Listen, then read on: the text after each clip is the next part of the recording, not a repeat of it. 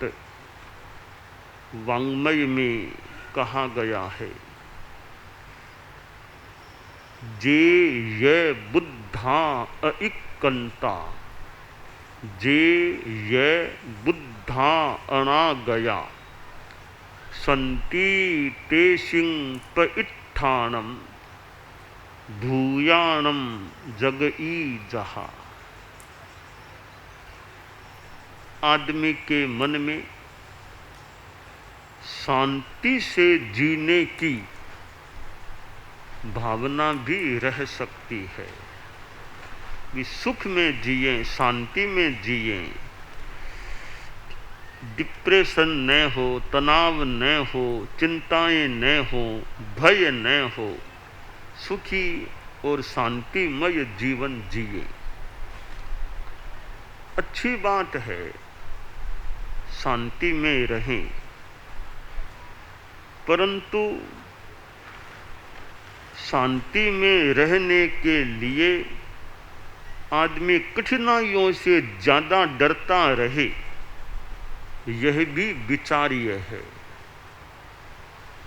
शांति का इच्छुक है तो कुछ कठिनाई लगे तो वहाँ डरता है, यह दौर्बल्य हो सकता है। शांतिमान आदमी में साहस भी होना चाहिए।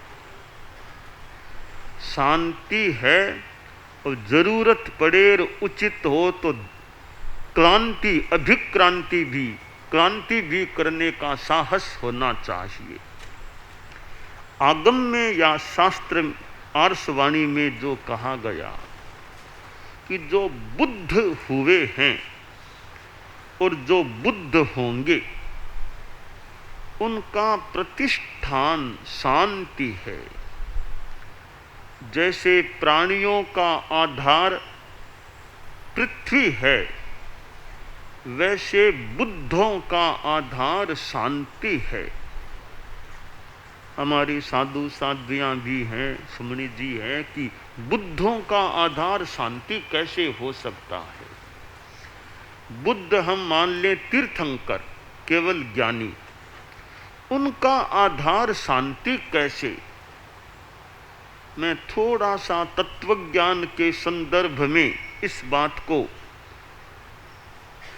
स्पष्ट करने का प्रयास करना चाहता हूँ कि शांति बहुत ही अत्यंत जरूरी है बुद्धों के लिए। कैसे वे बुद्ध बने, कैसे, यानी तीर्थंकर बने हैं, केवल ज्ञानी भी बने हैं। तो केवल ज्ञान तब तक प्राप्त नहीं होता जब तक मोहनीय कर्म समाप्त नहीं हो जाता। और अशांति का मूल कारण मोहनीय कर्म है। तीर्थंकर वही बन सकता है जो क्षीण मोहनीय, क्षीण मोह पहले बनता है। उपशांत मोह बनने से भी बुद्धत्व नहीं आता।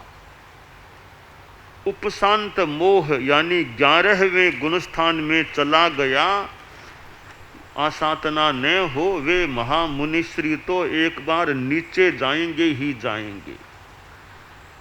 11वां गुणस्थान तो बंद गली वाला है। हमारे संत गोचरी जाते हैं, कोई बंद गली में कई घरों में गए गोचरी, एकदम गली, आगे रास्ता नहीं है तो वापिस आना पड़ता है, आगे रास्ता है ही नहीं। 11वां गुणस्थान बंद गली वाला गुणस्थान है। उसमें जो प्रवेश करेगा थोड़ा सा भले ठहर जाए, बाकी ऊपर नहीं। ऊपर जाने का मतलब आगे का रास्ता, आगे का रास्ता है नहीं तो 11वें गुणस्थान से नीचे के गुणस्थान में आना ही पड़ेगा। इसलिए बुद्धत्व का आधार क्षीण मोह गुणस्थान बन सकता है, उपशांत मोह गुणस्थान नहीं बन सकता। अब जो तीर्थंकर बने हैं उन्होंने कसायों का नाश किया या नहीं, मोह का नाश किया या नहीं। मोह का नाश करेंगे तभी बुद्ध बनेंगे, तो बुद्धत्व का आधार क्या हुआ? मोहनीय कर्म का नाश। शांति, मोहनीय कर्म का नाश हो गया, फिर कोई अशांति मानसिक यानी भीतर की रहेगी भी कैसे? तो शांति यानी मोहनीय कर्म का नाश। तो बुद्धों का आधार शांति है। ये तो परम शांति मान ले, बड़ी शांति मान ले। सामान्य आदमी शांति चाहता है, खुद शांति में रहो, दूसरों को शांति में रहने दो। खुद शांति में रहें और दूसरों को शांति में रहने दे। दूसरों की शांति में सलक्ष्य विघ्न बाधा पैदा न करें। शांति कैसे मिले? मन में अप्रसन्नता, तनाव, चिंता, ये बहुत कष्टप्रद स्थितियां हो सकती हैं। इनसे छुटकारा मिले और शांति रहे। शांति को प्राप्त करने के लिए हमें कुछ बाधाओं पर ध्यान देकर उन्हें दूर करने का प्रयास करना चाहिए। शांति में एक बाधा है गुस्सा। अगर आदमी को गुस्सा ज़्यादा आता है, बार बार आता है, थोड़ा कुछ बार गुस्सा आ गया, यह गुस्सा शांति का बाधक तत्व हो सकता है। तो शांति पाना है तो गुस्से पर नियंत्रण करने का प्रयास रखें। गुस्सा नहीं आए, मामूली कभी मान लो आ गया, ज़्यादा गुस्सा नहीं आए। तो गुस्सा मुक्ति का प्रयास हो, जप करें, अनुप्रेक्षा करें, अभ्यास करें। उवसमेण हणे को हम, उवसमेण हणे को हम, इसका स्मरण करें, जप करें और सलक्ष्य गुस्से को नियंत्रित रखने का या प्रतनु बनाने का प्रयास करें, क्षीण की दिशा में आगे बढ़े। तो गुस्सा एक शांति का बाधक तत्व है। हम गुस्सा करने से बचें। गुस्सा करने वाला भी अशांति में जा सकता है, जिसके प्रति गुस्सा करता है वो व्यक्ति भी अशांति में जा सकता है। तो हम गुस्से को छोड़ें। दूसरी चीज है कि चिंता नहीं करनी चाहिए, ज़्यादा चिंता नहीं हो। आप लोग गृहस्थ हैं और चिंताओं के विषय या निमित्त हो सकते हैं। उपाध्याय विनय विजय जी ने शांत सुधारस ग्रंथ में कहा है, प्रथम मसन पान प्राप्ति वांछा विहस्तास तदनु वसन वेश्मा लंकृति व्यग्रचित्तः परिणयनमपत्या वाप्तिमिष्टेन्द्रियार्थान् सततमभिलसन्तः स्वस्थतां क्वाश्नुवीरन्। मानो गृहस्थों का चित्रण किया है उपाध्याय जी ने कि गृहस्थों को पहली चिंता क्या है? असन पान है, कि रोटी पानी की चिंता, कि भी मेरे परिवार को रोटी पानी कैसे बराबर मिलती रहे। तो सबसे पहली एक चिंता मान लें, रोटी पानी की व्यवस्था की चिंता। उसमें आदमी चिंतित हो सकता है। अब मान लो रोटी पानी का जुगाड़ बैठ गया, रोटी पानी मिलने लग गई है, तो फिर दूसरी चिंता है वसन, कपड़े की चिंता। कपड़े चाहिए पहनने के लिए, व्यवस्थित कपड़े चाहिए।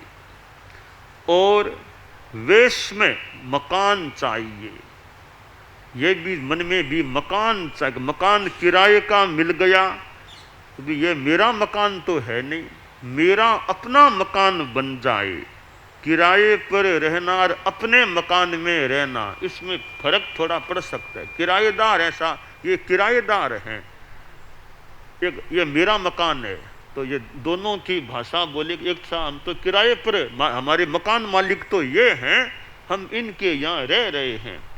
एक गृहस्थ बोले सा, ये हमारा मकान है।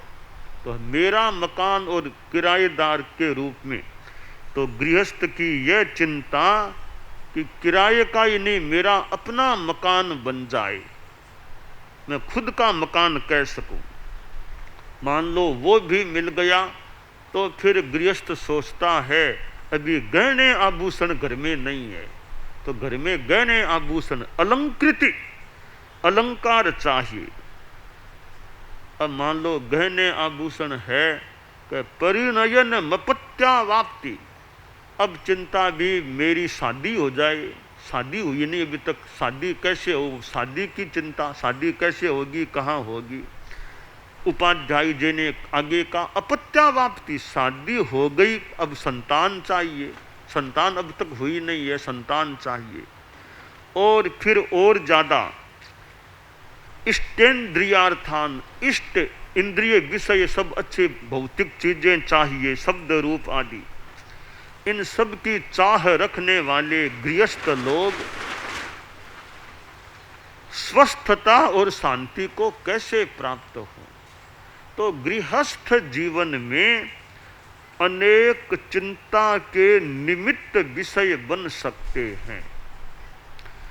इस परिस्थिति में भी आदमी चिंता से ज्यादा मुक्त रहे, क्योंकि आखिर चिंता करने से क्या होगा।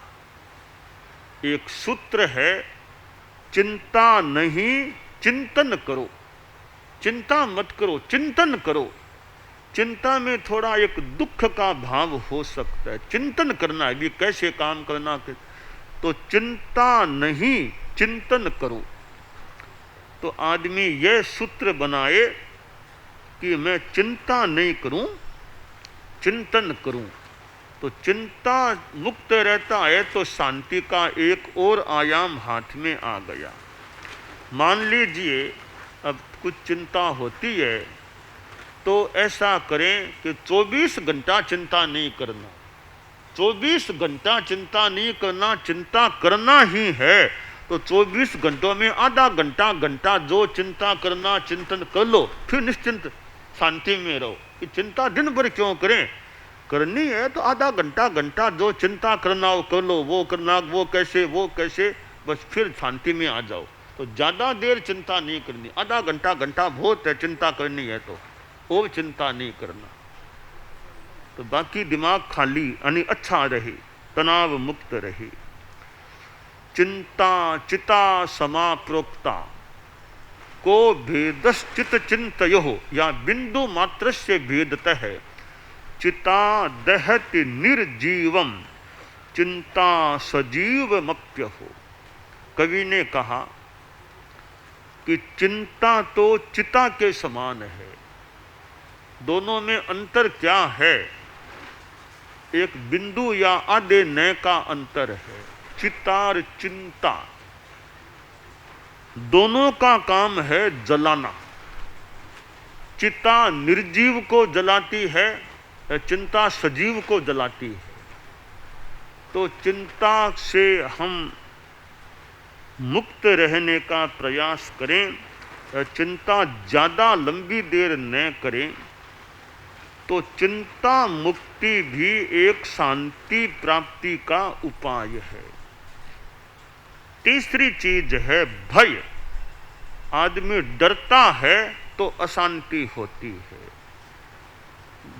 डरना नहीं, न डरना न डराना, निर्भीक रहना, यह आदमी की हमारी कमजोरी हो सकती है कि हमें डर लगता है, बीमारी का डर लगता है। थोड़ा बीमारी का नाम सुन लिया कि उसके बीमारी हो गई, अरे मेरे कहीं वो बीमारी न हो जाए, तो बीमारी का डर आदमी को लग सकता है। मौत से आदमी कितना डरता है, और मेरा अपमान बदनामी न हो जाए, इसका भी भय हो सकता है। कहीं मैं पकड़ में न आ जाऊं, गलती तो कर दी मैंने, कहीं कोर्ट में और में कहीं पेशी न हो जाए, पकड़ में न आ। अनेक प्रकार के भय आदमी को सता सकते हैं। आदमी अभ्यास के द्वारा मनोबल बढ़ा सके तो बढ़ाए कि भयभीत नहीं होना। भयभीत आदमी हिंसा भी कर सकता है और भयभीत आदमी झूठ भी बोल सकता है। तो आदमी भय मुक्त अभय रहने का प्रयास करे। चौथी चीज है शांति में बाधक लोभ। अति लोभ, ज्यादा लोभ है तो आदमी दुखी बन सकता है। कामनाएं ज्यादा हैं और कामनाओं की सारी पूर्ति हो जाए यह जरूरी नहीं है। अब कामना की पूर्ति नहीं होती है तो थोड़ा मन में गुस्सा, मन में दुख, मेरा वो काम हुआ नहीं, वो चीज मुझे मिली नहीं, तो मन में अशांति हो सकती है। तो लोभ भी अशांति का एक कारण बन सकता है। आदमी लोभ ठीक है पूरा छूट जाए तो बढ़िया, वरना लोभ को कम कर दे। अति लोभ हो न कर्तव्य है, अति लोभ नहीं करना चाहिए। तो गुस्सा, चिंता, भय और लोभ, ये चारों शांतिमय जीवन की बाधाएं हैं। इन चारों से तो मुक्त रहने का प्रयास कि गुस्से की जगह उपशम, शांति, क्षमाशीलता। किसी ने कुछ बोल दिया, कर दिया, ठीक है, अपने शांति रखो, अपने शांति रखो। उसने बोला तो वो जाने। उसने मुझे 5 गालियां भी दे दी तो गालियां सुनने से मेरे गुमड़े थोड़े ही होते हैं। मेरे गुमड़े तो होते नहीं गालियों से, तो मैं क्यों तनाव में जाऊं। गालियां दी वो जाने, उसका वो जाने, मैं क्यों गुस्से में आऊं। तो यूं प्रतिक्रिया न हो। उसने मेरी बात नहीं मानी इसलिए गुस्सा कि मैं पिता हूं, मेरी बात नहीं मानता। ठीक है, पिता बड़े होते हैं, पिता तो क्या कि कई बार और भी बड़े हैं, उनकी भी कोई बात मान लो, नहीं मानता, नहीं मानता। तो बात नहीं मानता वह उसकी ओर से गलती हो सकती है, पर गुस्सा करके हम क्यों दिमाग को भारी बनाएं। कह दिया, समझा दिया, 2 बार कह दिया, 3 बार कह दिया, फिर भी नहीं मानता। योपिन सहते हितमुपदेशम तदुपरि माकुरु कोपम रे निष्फल या किम परिजन तप्त्या कुरुसे निज सुख लोपम रे। उपाध्याय विनय विजय जी ने कहा है कि जो हितकर उपदेश को भी नहीं मानता, कोई हित शिक्षा को नहीं मानता, हित उपदेश को नहीं मानता, उस पर गुस्सा मत करो कि वो नहीं मानता तो उस पर तेजी में आकर तुम अपना सुख क्यों खोते हो, उसका वो जाने। तुमने समझा दिया, समझाने का प्रयास कर लिया, 2 बार कह दिया, 3 बार कह दिया, और फिर भी नहीं मानता, तो तुम तनाव में आकर अपना सुख और शांति को खोवो मत। तो आदमी यूं गुस्से में नहीं आए, गुस्से को शांत रखने का प्रयास रखे। और चिंता ज्यादा नहीं करना। उस करने का काम कर लो, बाकी चिंता नहीं करना। अपना कर्तव्य निभाने में हम जागरूक हैं, अपने पुरुषार्थ में कमी नहीं है, फिर तो जो होना है सो होगा। अनहोनी होशे नहीं, होशी जो होनी, बेमतलब बेचैन बन क्यों धीरज खोनी। अनहोनी होगी नहीं, होनी होके रहेगी, तो धैर्य क्यों खोएं, बेचैनी क्यों करें। यद भावी तन्न भावी, यद भावी तद भविष्यति इति चिंतन भैषज्यम चिंता रोग निवारकम, कि नहीं होने का होगा, नहीं होने का होके रहेगा, यह चिंतन का एक दवाई है, चिंता रोग को दूर करने वाली दवाई है। तो संस्कृत का यह पुराना श्लोक है, पुराना मतलब कोई पंचतंत्रम या हितोपदेश में ऐसा कोई श्लोक है, थोड़ा कहीं मैंने अपने ढंग से इसको संपादित कर दिया हो सकता है, पर भाव बहुत वर्षों पहले यह श्लोक मुनिश्री कोई मधुकर जी स्वामी संभवतः विराजे हुए थे। हम कुछ छोटे संत बाल मुनि तो छोटे थे, तब उनके पास जो संस्कृत की किताब और पढ़ते थे, तो हितोपदेश नाम की कोई किताब थी पंचतंत्र, तो उसमें श्लोक आया था यद भावी तन न भावी। तो वो श्लोक मैं थोड़ा अपने ढंग से इसको बिठा लिया। तो नहीं होने का होगा, नहीं होने का रुकेगा नहीं, इसलिए चिंता मत करो, बस जो होना है अपना पुरुषार्थ अच्छा करते रहो, फिर जो नियति को मंजूर है वो हो जाएगा। तो हम चिंता में ज्यादा न जाएं, बस चिंता नहीं चिंतन करो, और भय भीत न बने। तो थोड़ा भय लगे तो कोई पाठ का स्मरण कर लें, और हमारे नवकार मंत्र है ओम भिक्षु जय भिक्षु ओम भिक्षु, अपना पाठ याद कर लें। लोभ तृष्णा कामना ज्यादा न रखें, भी जीवन अच्छी तरह चलता है, फिर ज्यादा लोभ क्यों रखें। ये चारों बाधाएं दूर रहती हैं, गुस्सा, चिंता, भय, लोभ, तो शांति मय जीवन रह सकता है, और साथ में कुछ अपना जप करते रहें। हम सिद्ध योगी आचार्य श्री महाप्रज्ञ से प्रेक्षा ध्यान का एक प्रयोग करें। आपको एक प्रयोग कराया जा रहे हैं श्वास प्रेक्षा का। 5 सेकंड में श्वास लेना है, 5 सेकंड भीतर रोकना है, और 5 सेकंड रेचन करना है, और 5 सेकंड बाहर रोकना है। इस प्रकार 20 सेकंड में एक श्वास। सावधान रहे, श्वास भरे, भीतर रोके, रेचन करे, बाहर रोके, श्वास भरे, भीतर रोके, रेचन करे, बाहर रोके, श्वास भरे, भीतर रोके, रेचन करे, बाहर रोके, श्वास भरे, भीतर रोके, रेचन करे,